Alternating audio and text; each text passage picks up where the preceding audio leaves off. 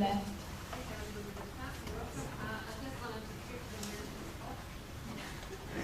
I just wanted to quickly mention our next event. So as David mentioned before, there is a PMI conference starting on Monday that's been covered already. The next mentoring event will be the closing event. When we say closing, we don't mean we are finishing up our program, not at all. So we have a closing event for this year, and it's a date. I already have 3 speakers lined up for that event. So we now have a lot of interest in speaking. A lot of people are putting up their hands. So most of the speakers I have are actually from our program, from mentoring program. I already have speakers lined up for the weekend after that as well. So for those people who are new here, I just want to mention quickly that we have a big, large PMI group of about 1,500 members. And underneath that, as subgroup, we have a mentoring committee, which is much smaller, probably about a couple of hundreds of people, which is still good. And we try to mentor each other. Okay, so that's what mentoring group is about. We have a LinkedIn group. We have pairing between mentors and mentees. Whoever is not paired can send me an email, and I will make sure that you have a mentor or mentee. So we still have a little bit of time for the workshop. We are talking about feedback and about the next events. We spend some time always trying to prepare an agenda and trying to find speakers that are interesting for a wide audience. But of course, the better way for us to have an event that is interesting for everybody is getting your feedback of what would you like to see in these events. And of course, if any of you participates in a project or in an organization that promotes in multiculturalism or diversity in a wider sense. So I told and I would like to see gender diversity or other topics in this event. So if you have ideas or you are interested in speaking and participating, please send us an email and we will arrange that. So we will close tonight with a workshop. We want to open the discussion to everybody, following up on Stuart's challenges, especially. Maybe we can show the next slide. Yes. So we have representation from different countries in the audience. So we will really like those of you who have experience in working in international teams or just want to help the others understand how all this works in your own culture, what kind of things we have to understand from India, from China, from Europe, from America, or wherever you come from, that I think would be very useful. So, and I don't know if you want to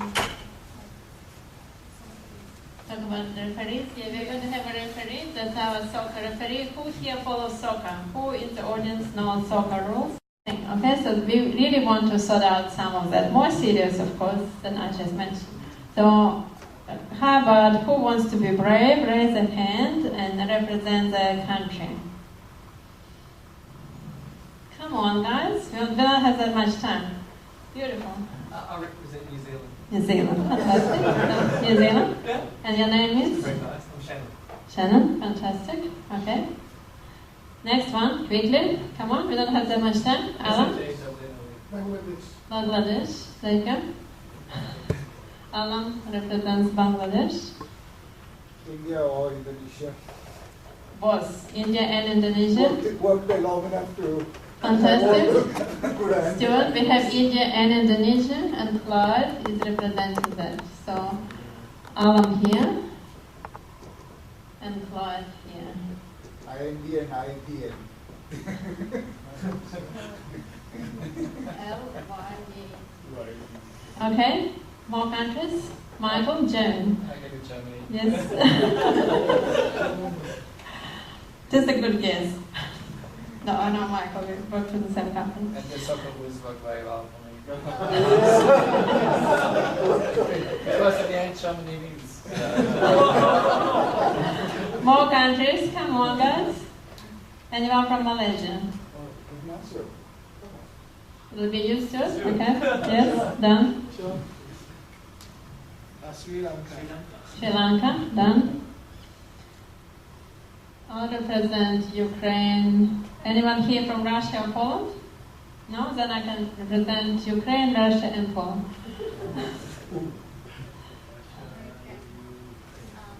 I'm Spanish. I live right in Italy, so I think we have. Italy and Spain, fantastic. There you go. And Poland. And Maria represents Italy and Spain. Okay, so Iran? Yes? Nada? Yes? Okay, so while still this writing, now we want questions about those particular cultures, like when you had to work with people from one of those countries, what problems did you come across?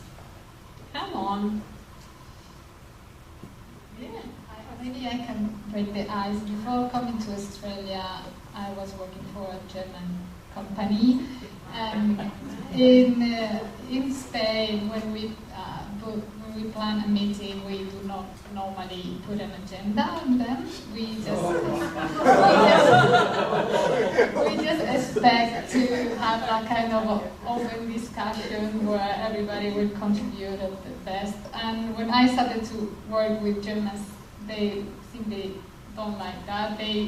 Most of them don't accept the invitation if there is not a clear agenda because they feel it's a waste of time, and to some extent I agree with them. So I would really like to get to know from other countries how the meeting style is. So it's agenda driven, it's more like an open discussion. You expect like the boss or someone with more authority to lead the meeting, or it's more like kind of a consensus between the team members. So any of you that want to contribute to the discussion.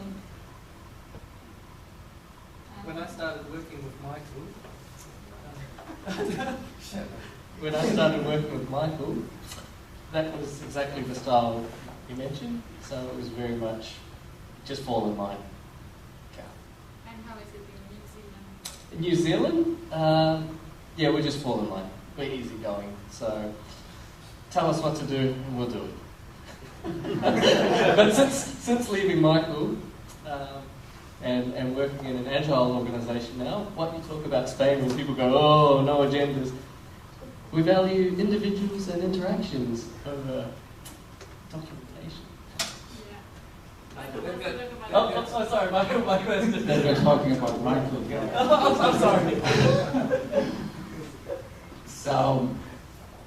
So when Shannon is coming, he wants to do whatever he wants to do, which doesn't work. So,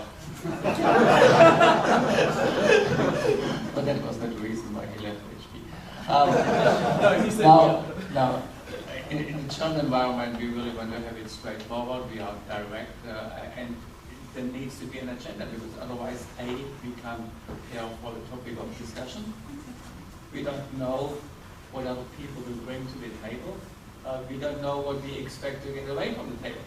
So, yeah, there needs to be an agenda. I'm talking about, you mentioned HP, I'm working in a global team. I have people in Tunisia, in the US, in the UK, Singapore. I had it about pretty much everywhere at some point of time in my career. I'm trying to get the common denominator here. Making agenda has to be an agenda, but there has to be flexibility to deviate from the agenda when how things are going. I don't have to get all those 4 or 5 points in this agenda. So mixing both, setting expectations, but also not sticking 100% to the expectation works in my experience pretty well across all these countries. One thing I want to mention while I have this microphone, so I'm talking for a moment. I thought a lot about face-to-face helps a lot to connect. And I think, I'm German, I'm direct, it's a really bad excuse. Because face-to-face, oh sorry, I can't be in the UK today, I can't be in the US tomorrow, sorry, it's just not working.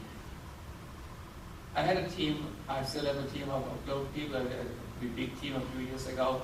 One person left, we did his farewell in a virtual environment.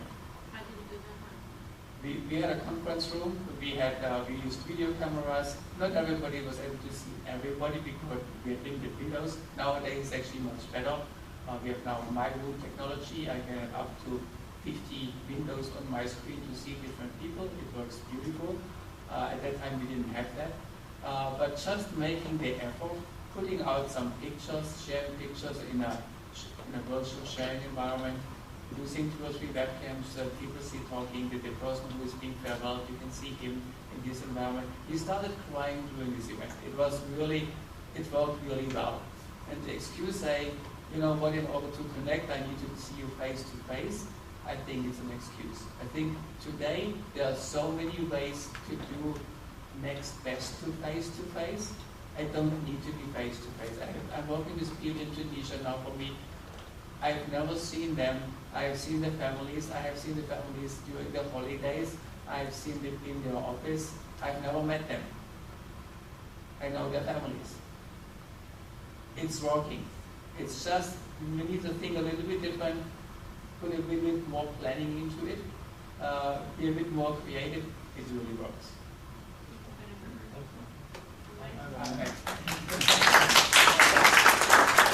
I'll take on from there.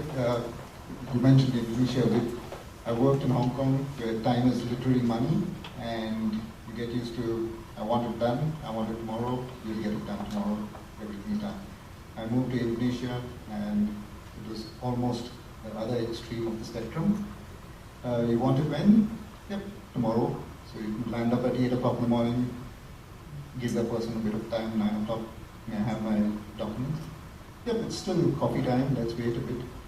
And again, elaborating on Stuart's process, Indonesia, you need to establish a relationship first with the people, and then the work gets done. So they'll spend more business on the golf course, or over lunch, or over things.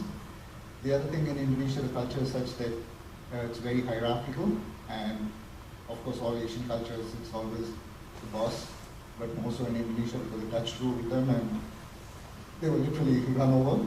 So nobody challenges the boss, even if he's completely wrong. Nobody challenges the boardroom. So as a foreigner coming in there, Indian, I'm Indian, it was pretty, yeah, for me, I don't even go with the Indian standards because I'm just outspoken and I've got more used to some of the US and Australian ways where you need to mention what you're going to do and do it. So in Indonesia, you need to be able to plan a lot in advance. The other thing to be aware of is, and no offense to my Muslim friends, but during the fasting month, productivity drops very well. And my very first project was, we were going to put in a prototype, and we came in from Hong Kong where literally every day we'd be finishing work.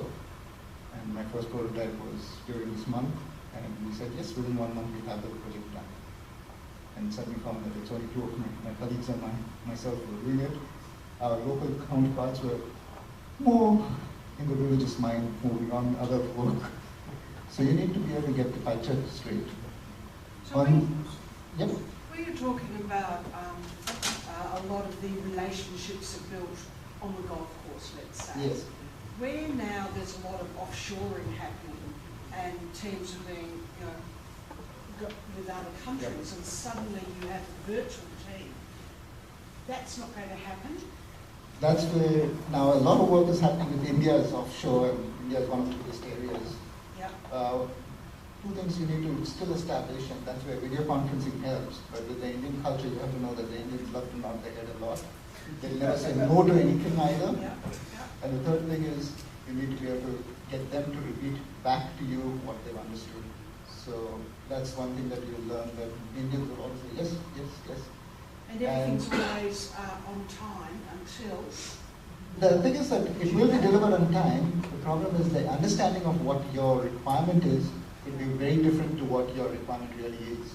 And that's why you need to be able to tell them, just repeat back or tell me what you've understood of what I've said. And that's where video conferencing will help for that, at least the initial meeting, to be able to get the face and see the body language. Because the Indians, you can immediately know that this person hasn't understood what I've asked for. So body language and getting that eye contact. With working with Indians, what I found is with my virtual team, I had a lot of development teams in India. That many times during the development cycle, I would try and get a couple of them onshore so they can actually experience the customer's view of what they've done and then go back and guide the others there. Because too often they are separated from the customer, so the requirements are being Chinese whispered back to them and they don't get to experience what's happening here. A lot of the people here who are managing offshore teams will find that you are facing a fire and your team is basically not really appreciating or understanding what you need to do and deliver onshore. That's my experience with it. And I'm Indian, I know that I never say no. Just accept it, struggle hard, but at the end of the day, what happens is that quite often we do let down our customer and the contract.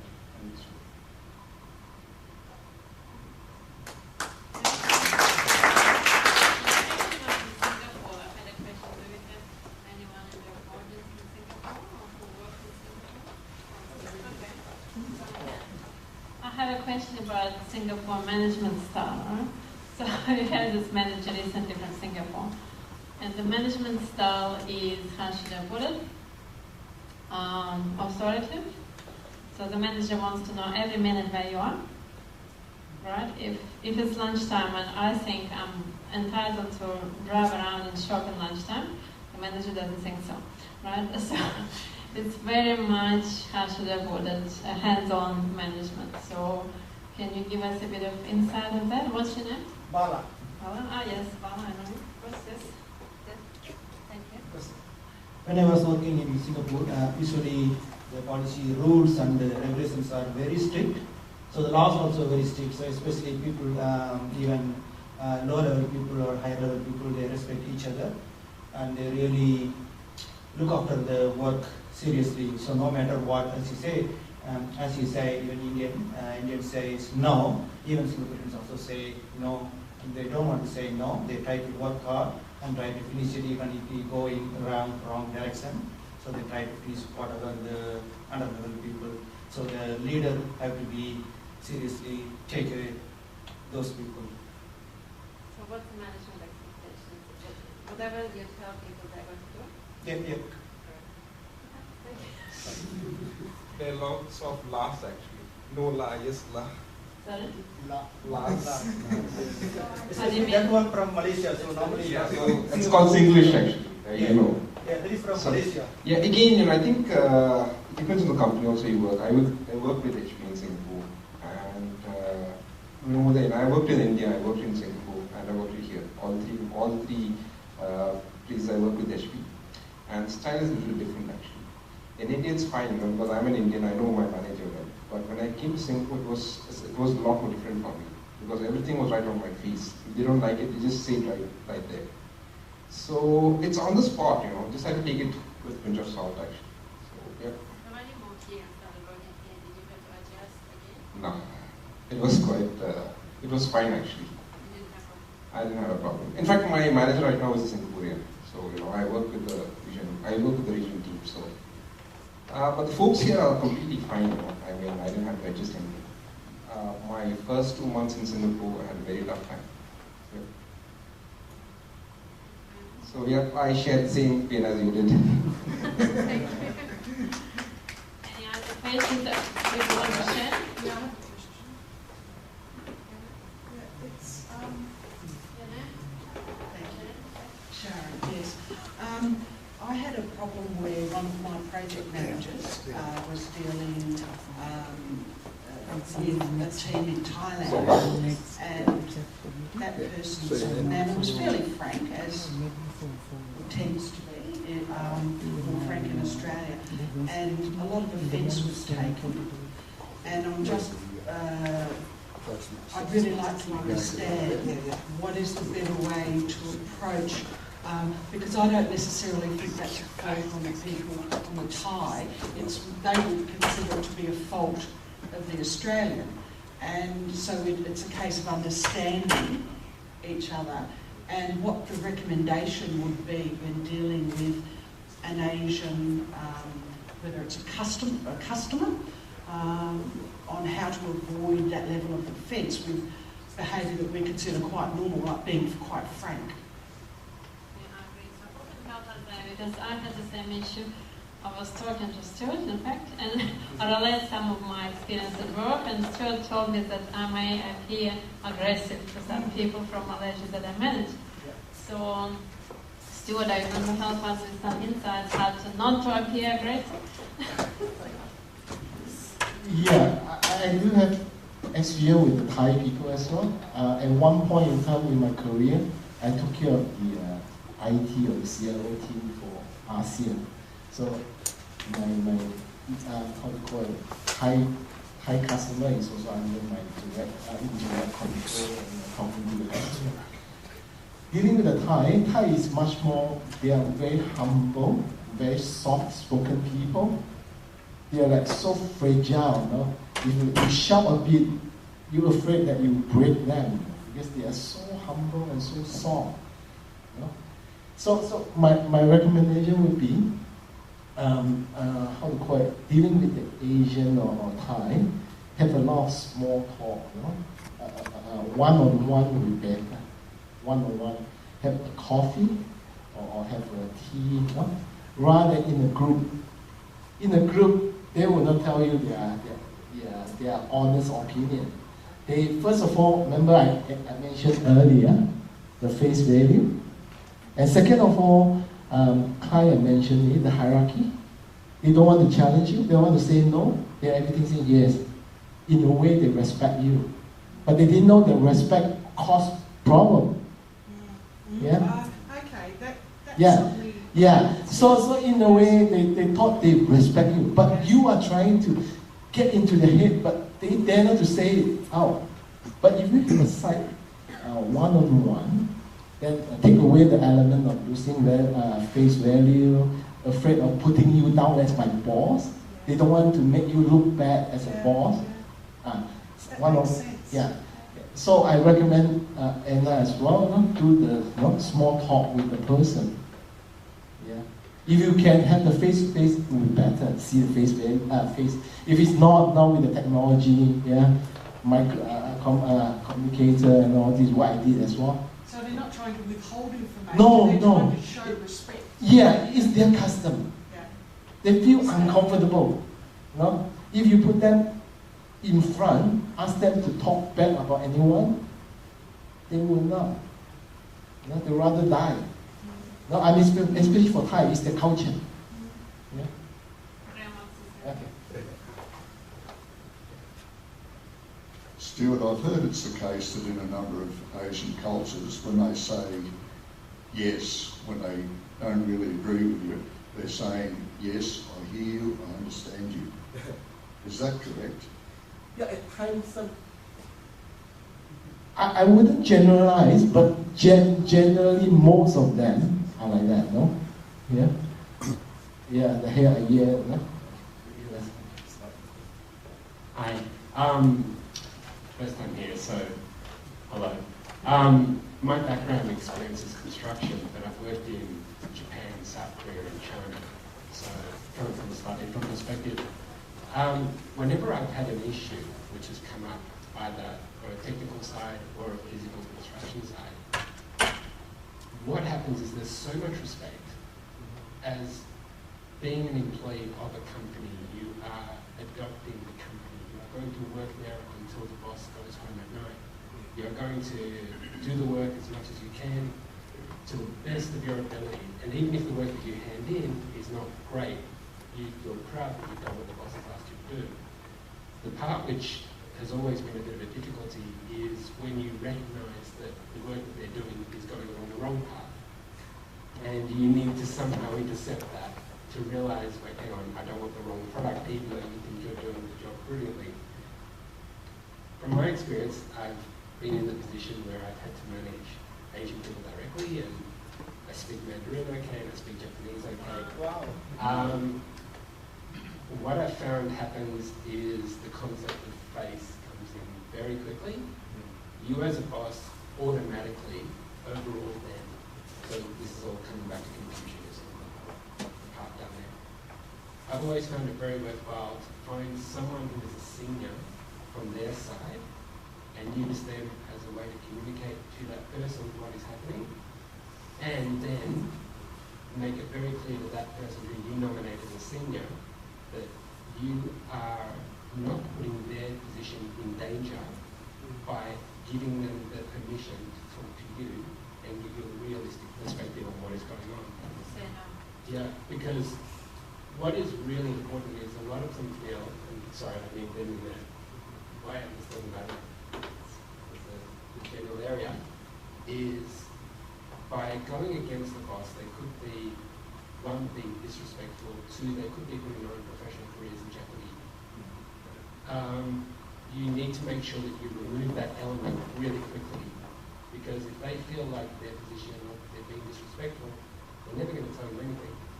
So if you have somebody there who you can say, well, listen, your job's safe, tell it to me like it is, and I need you to be my window into what is going on. What will happen is they will start to give you little notes, little pieces of information. The next time you have a whip meeting or a talk or a discussion about what's going on, bring up some of those points that you've received through this back channel.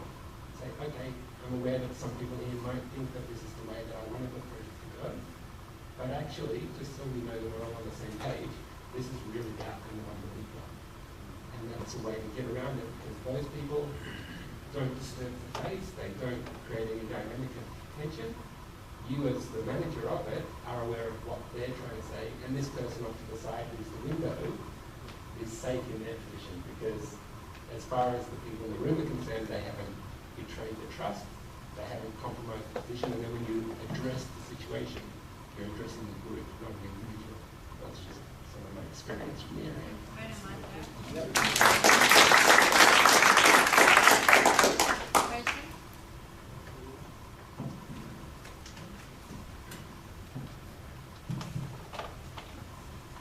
When I work with certain cultures, especially with maybe some Chinese team, so when they wanted something from our side, it's like, I mean, from my side, it's like either high priority or very high priority, very, very high priority. Only 3 priorities. So, how typically to deal with that sort of, I mean, any insights?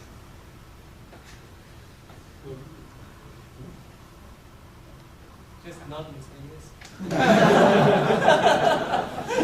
I personally would suggest to sit down with the boss or talk to the boss and say, yes, everything's high priority, but you tell me number 1, 2, 3, 4, 5. That would be my recommendation. That's the only way I can recommend. Any other suggestion from anyone, project manager? Yes, Bart? I've had that experience where pretty much it's always been higher, and even higher. And the only thing that works is exactly what Jared just mentioned, that you need to be able to establish one good contact, preferably at the senior level, take them aside. Again, another good thing from there is have a cup of coffee or something outside of that office environment, and then let them know that you fully understood everything that they want, and then say, well, this is the time limit, let's discuss. Get them first, but watch the body language very carefully. If you find that it's going in a wrong direction, stop and just move off and say, yes, we will deliver. But if you find that they're open, most of them will be open and reasonable. It's just that in that room, I'm the boss. I don't want to lose face by saying I'm going to give in to the vendor. So, nope, everything is high, high, high. So, you have to take it outside of the room where there's just a one-on-one or one-on-two, maybe over lunch, maybe in a more relaxed environment. In the room, nothing is going to be achieved because I have to maintain my position, otherwise everybody else is going to jump on me. So I am going to keep there, and I'm going to keep the pressure on the vendor. We need to tackle it outside the room. It's interesting how what one culture considers a strength, another considers a challenge. Yes. Yeah. And it doesn't matter which culture you're in. What we're looking up as challenges, as an Australian, those cultures consider strengths and frankness an absolute challenge. And so it's not that one is a challenge and one is a strength, it's just different points of view. Yeah, interesting. See, that's why I don't have much time. What I've gone through here, I always now looking for opportunity, which turn the chart the challenges become my strength, or the strength of my project. You get what I mean? You know? Like for instance, the Asian, you know, they respect the boss, no? They just do. So a lot of all those technical, a lot of time-consuming type of job, they love to do it. They don't like to be in front of the crowd and talk. No? Versus my team last time in Australia or in UK, they love to talk. They love to share.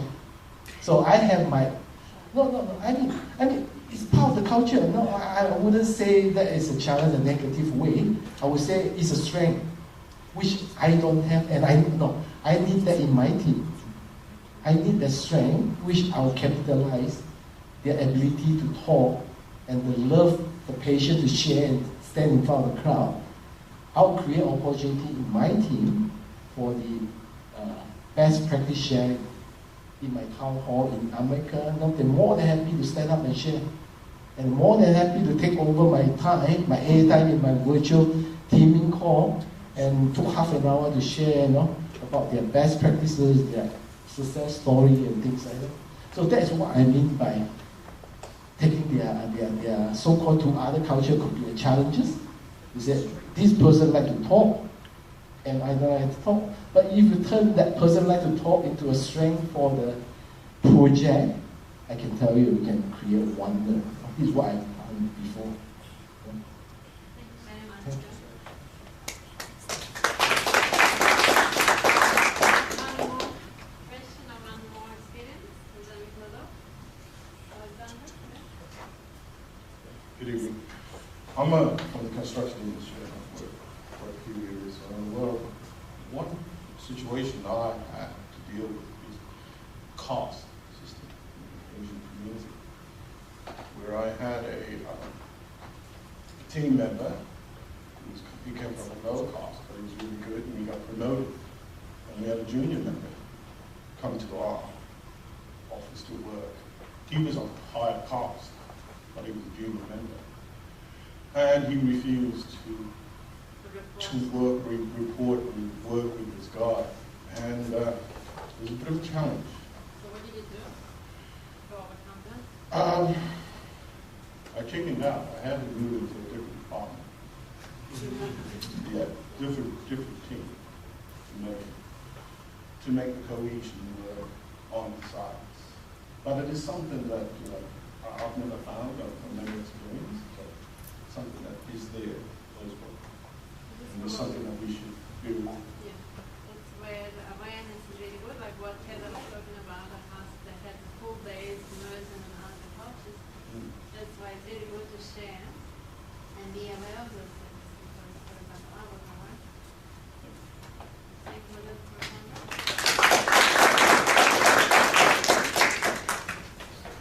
Okay, and the very, very last one before we close off.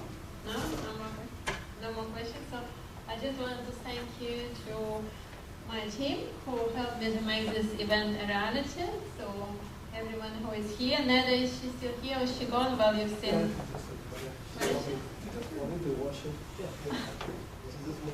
Okay. So yeah, you've seen Neda and she presented. Stuart also is one of our presenters. Thank you very much. Marie is MC for tonight, helped us a lot. Graham is the cameraman. Thank you very much, Graham. And he's done camera work on several events for us. Thank you for that. Clarence has many qualities. He's our photographer and he helped us with lots of technical things. So thank you very much for this, Clarence. Lim has many qualities, helped us in many areas. Very much appreciated. Thank you. Vincent, are you still here? Yes? Yeah, Vincent's been our member and volunteer for years now, so thank you very much. Much appreciated. You have some unique knowledge that only you know and none of us does. Elam is our website manager, so Elam is not supporting our mentoring website. Where is Elam? He's gone? He's left. Huh? It's gone, okay. Clyde, again, is helping with the website and helping in many areas. And Clyde is our mentor who has a big number of mentees. So thank you very much for that. Really appreciate it. Is Kimi still here? No, Kimi is Okay. And Tony is our previous mentoring manager. So Tony has started our mentoring program and those multicultural events together with Kimi. Absolutely fantastic idea, and I hope they are a success. And thank you very much, Tony, for your continued support and assistance. And the main lesson I got from Tony over the many, many years is empowering people. So thank you for the lesson, and works really, really well, Tony. Ranga's not here, and yeah, that's it. We could not do it without you. What about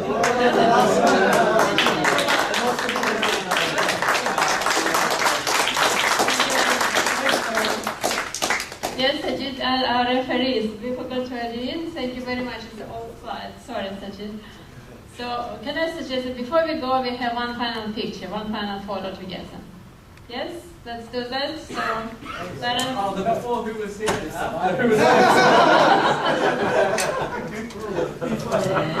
It's approved. So, Clarence is the boss. Yeah, tell us where to sit. Where are we sitting? Yeah, you was on the picture. No, it's all right. Tripod.